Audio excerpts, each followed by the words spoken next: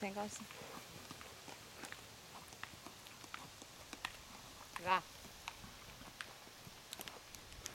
Mitä sä oot ite mieltä? Näetkö kun se Kiia ridas sitä? Sitä. Niin.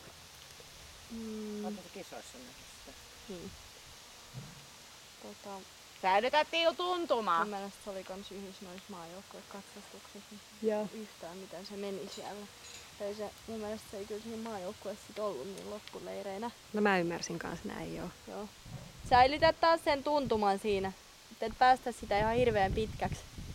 Mutta siis siinä tapaa ihan kiva poni, onhan sillä on hieno hyppy pikkuponiksi ja sillä ja siis ihan kapasiteettia. Mut se, että ehkä vähän kovapäinen. Oh.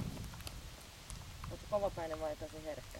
Siis se on tosi herkkä, ennemmin niin päin, ja se on se sen puolustusmekanismi on sit se kielto.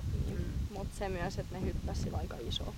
Niin mä oon vähän mietin sitä, että onko se on säikähtänyt sen varmaan, itseluottamus niin pois. Ja sit kun se on ruvennut kieltää, niin se on komennettu ja sen takia se on niin jotenkin takalukossa.